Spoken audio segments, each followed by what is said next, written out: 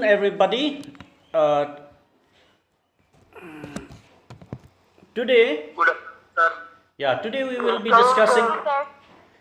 Today we will be discussing Lenin's Vanguard party, or Lenin's theory of a party. So before this, we have discussed Lenin's, concern about imperialism and as the highest stage of capitalism. And Lenin, in that particular text, he talked about how the world has got itself together, being divided into groups, because capitalism, out of its decay, it emerges into imperialism. What is imperialism? Imperialism is all about the monopoly of the mode of production and capital. And Lenin, in that particular text, says that capitalism, although it is very innovative in itself, it will lead to decay, because from the concept of competition, this competition will lead into monopoly, where countries or societies will be divided among the great powers, and these great powers, therefore, they will take control through the means of financial oligarchy. So now there is no more the export of commodities, but rather the export of capital. And therefore, he says this will make the receiving societies bankrupt. They will become parasitic, and by becoming parasitic, what would happen is this will eventually also lead to the decay of capitalism itself. So yesterday, rather, after a few days of break, we discussed about the state and revolution.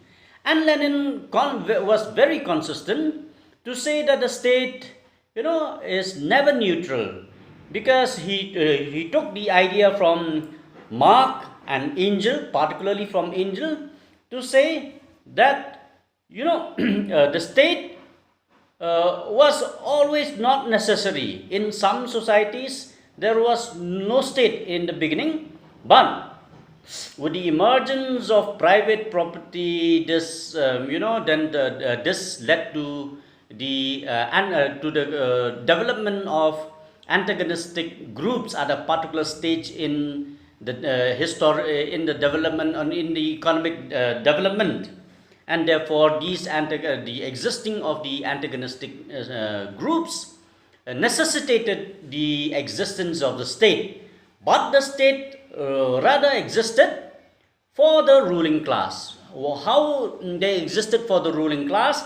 Because the state is being controlled and it is being managed by the ruling class, not necessarily to be neutral, but rather to, but more importantly, to sustain the control of the ruling class. So the hegemony of the ruling class. And therefore, Lenin, in yesterday's class, we have seen he was very concerned about the nature of the state, and therefore he says that the ruling class, the workers, the proletariat, should not be eager to take control of this bourgeois state. What is important is they have to dismantle the state, they have to shatter the state, they have to break the state to create a new state. And he says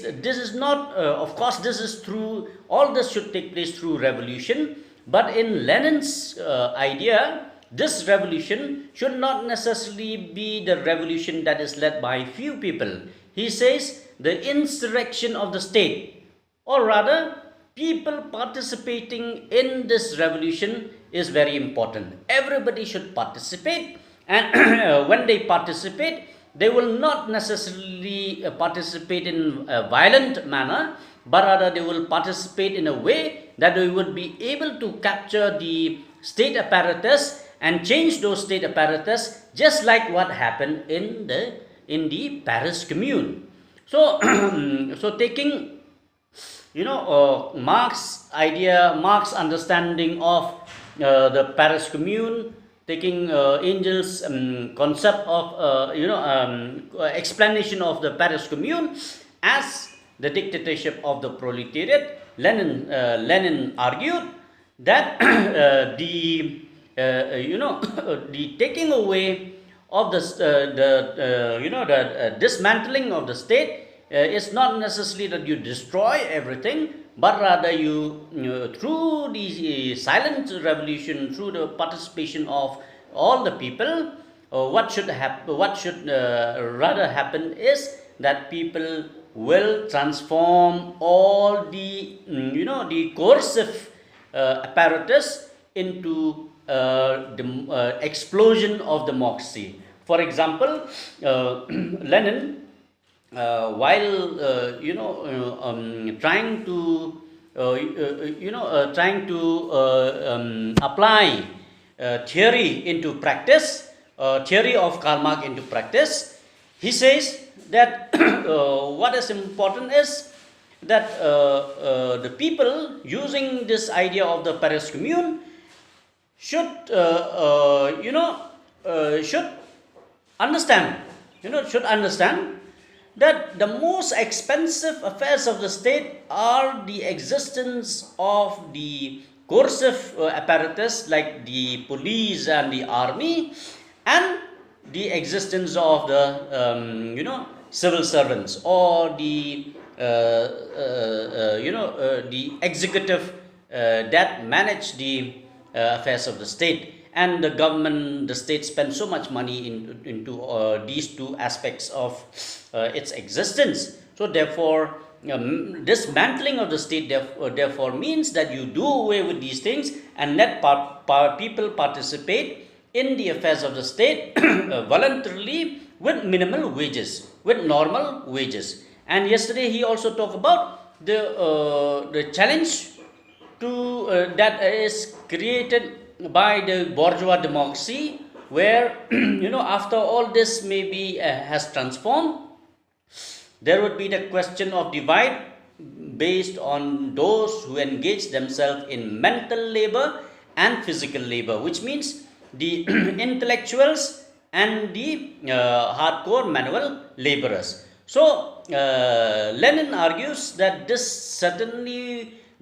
all these this transformation may procrastinate, or rather it may take very long time, yet at some point of time all these things will have to happen. All these things will certainly take place. So so therefore, when we talk of the state being smashed and replaced, Lenin therefore is saying that what is important is the state, which was capitalist in nature, which was exploitative in nature, which was not neutral, will be transformed into the state where there will be the dictatorship of the proletariat. And the dictatorship of the proletariat, as I said, is not necessarily a violent state where the proletariat will work towards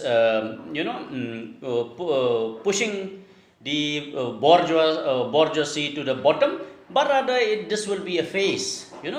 Initially they will try to bring about a system, a transitory system where the worker will be in charge, but the workers may be still under the influence of the bourgeoisie. Yet this worker state is just rather a transitory state, or it is transitory in nature, and therefore withering away of the state will be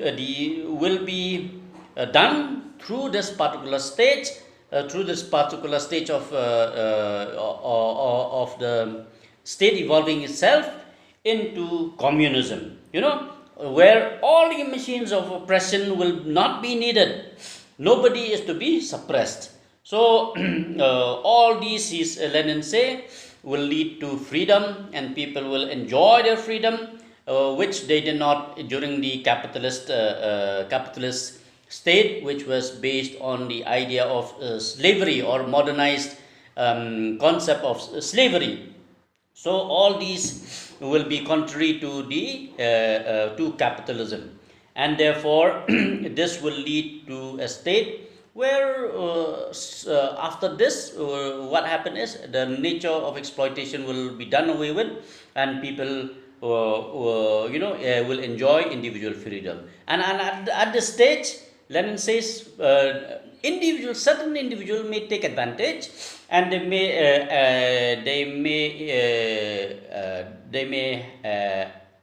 may be excessive in their dealing, but this will gradually go away, and this will gradually go away. Lenin says we don't know when, but certainly when the state will wither away. So he says that there are two important stages when the state will transform itself from capitalist state to communism. He said the first stage will be socialism, the establishment of the socialist state, and this socialist state will gradually wither away, leading the way to communism. And so therefore the future is important. This idea is important for the future, or the establishment of socialist state is important for the to allow the state to evolve itself into communism. So in the future, the setting up of socialist state will be looked upon as a necessary step, or as a necessary evolution. So in socialism, or in socialist state, what happens is the means of production will be taken away from the capitalist. Then private property of individual will be taken away, not necessarily to harass them, but to allow them to evolve into individuals that respect the concept of equality, where the core values of inequality that upon which capitalism has survived for long will be done away with. So bourgeois, so in this particular stage, Lenin says that the capitalist re-emergence may take place, capitalist revolt may take place, bourgeois rights would still exist in this particular stage. So bourgeois rights, according to Lenin, means he means that equal rights between people will get back, equal rights of people will be there, and therefore people will get back from society what they have put in. So therefore he says in the socialist state, some people may still remain to be stronger than others, and therefore some who are weak may not be able to contribute equally to the society. So Lenin says that there are certainly many defects in this socialist state, but we have to accept that the socialist state is a necessary transition, and the bourgeois rights are inevitable to ensure that there is no dictatorship, a real sense of dictatorship. There is no authoritarianism. So therefore Lenin again took this idea from Marx to say that the state will wither away as long as there are no more capitalists. So, and consequently, therefore, no state, no class has to be suppressed. But the state at this juncture will not yet wither away. It will take time, and this, the bourgeois rights, or the maintenance of bourgeois rights, or the whole idea of equal rights, based on the bourgeois understanding of or bourgeois attempt to lure the masses, will only sanctify inequality. So this is the nature of the socialist state. However, he says all this will lead to the next important, or this socialist state should be based on the principle of from each according to his ability to each according to his needs, which means everybody will put his best. Everybody will contribute as much as he can towards the development of that particular nature of state, particular economic development, but he will take only what he needs, which means everybody will only take share from the development of the state for his need and not necessarily for his greed. Not necessarily for his greed, not to make somebody richer and the others poor, because everybody are going to be equal, so he will take only what he needs. So what in this socialist state, therefore therefore this is what is going to happen. Then in the next stage, certainly, if this is the value system that exists, this will gradually lead to communism, and communism will need materialism, or it will need material requirements. So this need so therefore Lenin says that there is a requirement for development, equal development, and therefore this equal development or this development of the state to that particular extent will be important, and so therefore this will lead in the first stage of communism. Certainly there will still be a divide between the those who give who use mental labor and those who use physical labor. He says this will certainly transform. How long it will take, that is a matter of debate, because Lenin says there are not enough materials to say when this will actually evolve. But basically Lenin on the basis of Marxism, he says that the withering away of the state is not the withering away of the capitalist state, but rather the withering away of the socialist state. It is the withering away of the state which is meant only for transition into communism, not capitalist state, because at that point of time the capitalist state will no more exist. So in order to be able to achieve all these aspirations, or philosophical ideas, Lenin argued that the mass majority of the people, although they should participate in the revolution to take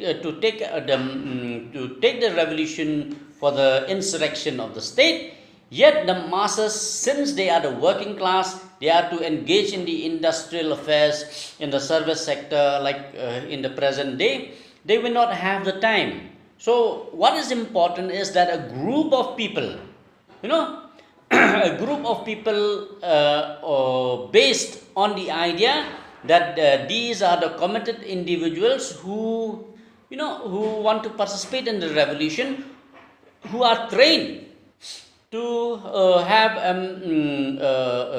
a clear understanding of the ideology of the party that is determined to take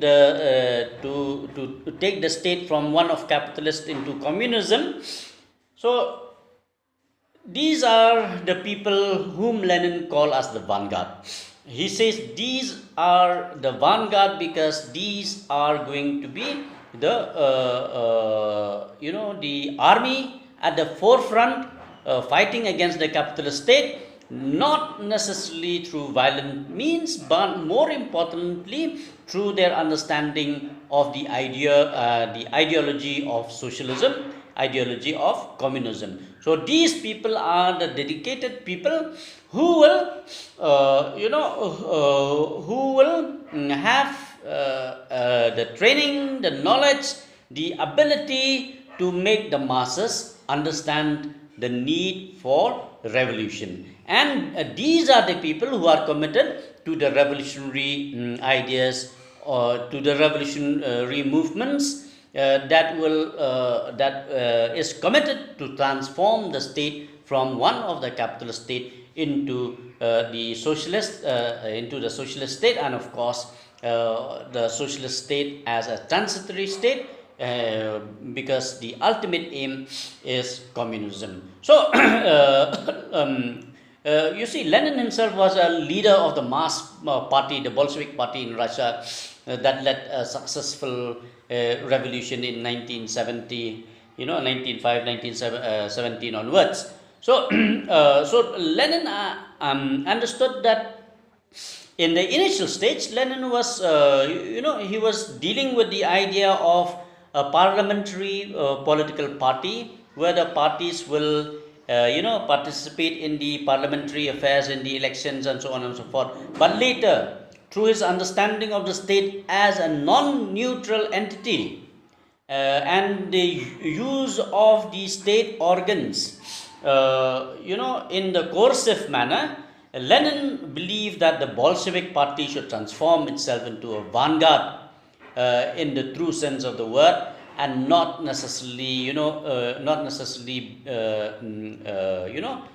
believe or not necessarily lift in the idea that the state, that the party, while participating in the parliamentary affair, in the parliamentary process, may achieve the transformation of the state. So Lenin's insistence on the need for revolutionary party is certainly based on the idea that the working class cannot be liberated by anyone standing over or outside its ranks. That's why Lenin was opposed to any form of terrorizing the public, any form of being extremist. Since he says this will create a passive majority waiting on a small minority to take action for them. He believed that people should all come forward, not a group of people. The Vanguard party is not going to necessarily lead the revolution, or not necessarily going to be the sole people who will participate in the revolution, but everybody. How does everybody is going to participate in the revolution? That is through the efforts of the Vanguard party, who will who will teach the people about the various aspects of the necessity of transforming the state. So therefore he rejected, as I said later, in the parliamentary socialism, because of the fact that the parliamentary socialism, because socialism was being viewed as something that is accomplished by politicians on behalf of the working class. On behalf of the working class. So therefore, this parliamentary socialism is something that Lenin has already given up. And he says, because this will create an idea in the minds of people that these politicians are going to lead us from the front. Because in Lenin's understanding, it is the people, it is the mass, that are going to participate in the process of liberation by themselves, through certain ideological understanding of why the state has to be transformed. So therefore, in short, for Lenin as much as for Karl Marx, the emancipation of the working class must be an act of the working class itself. So this is what Lenin called self-emancipation. So otherwise, he says, capitalism would have been done away with long ago if we trust only a few, if people trust only on a few group of individuals who will take them forward. So therefore Lenin says that the employers can depend on the state to use force to keep people in line when necessary, but you see, often force isn't necessary. So, because majority of people, majority of people more or less they accept society as it is. So, what is needed is simple inertia or simple, shaking of the people to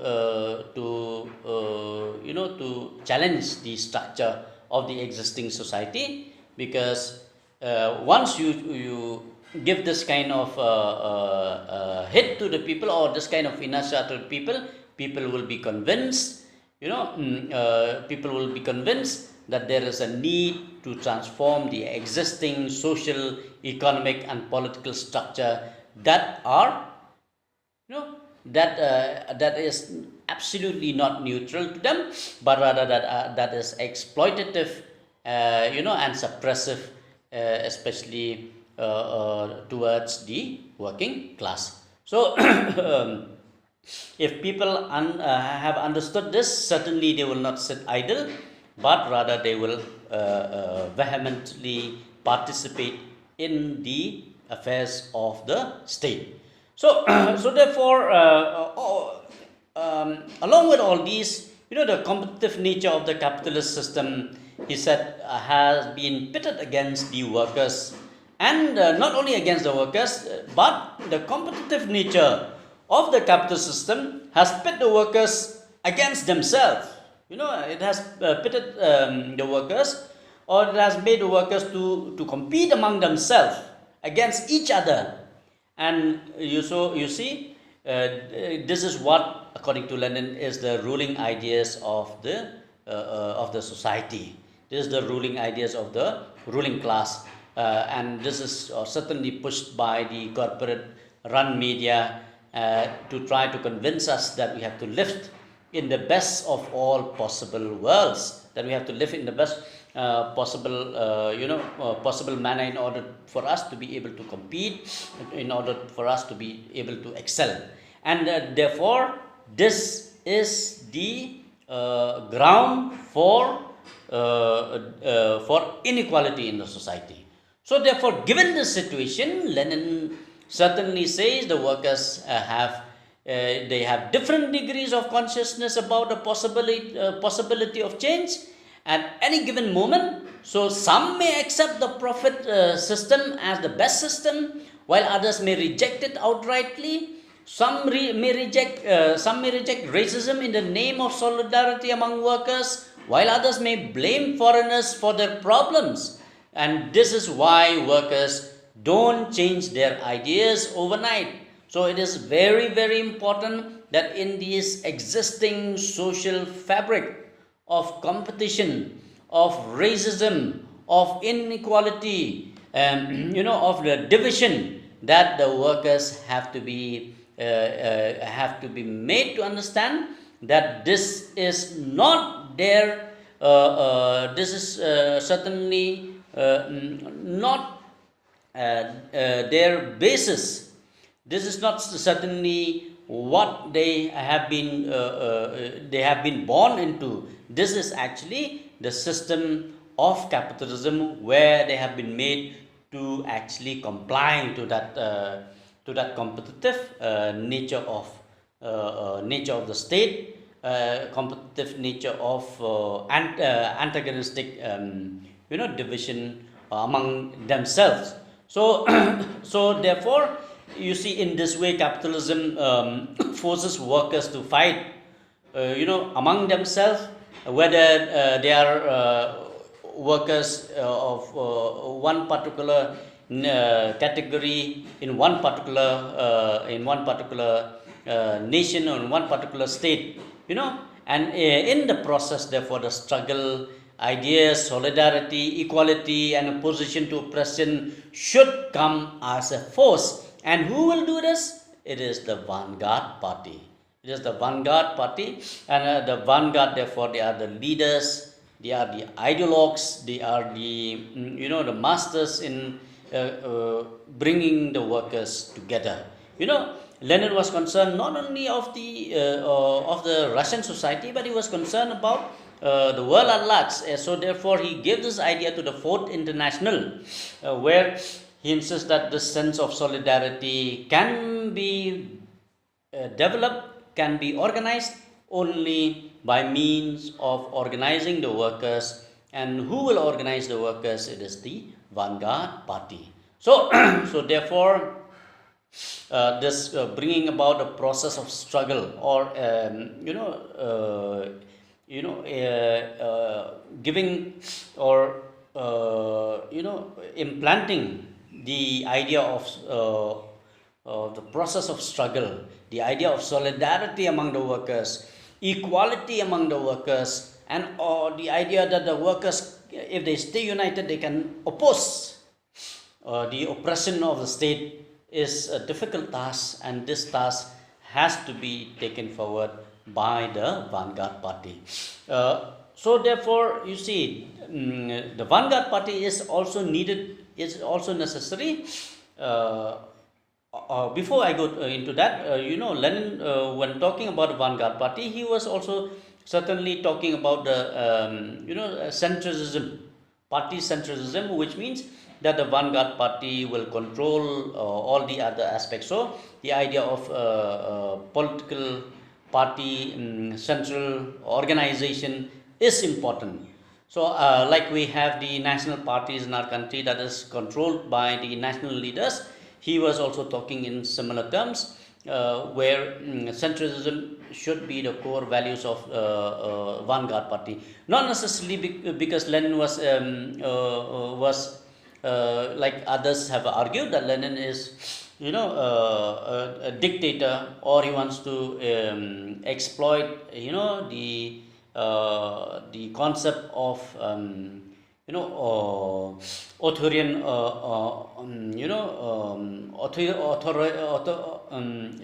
being authoritative, or authoritarianism. But more importantly, because Lenin says that otherwise ideas will be the central ideas of the working class will be misused by the capitalists to divide the working class. So therefore, Lenin says the workers, of course, they don't become aware of their position and power in the society. At the same time, some may move faster than the others.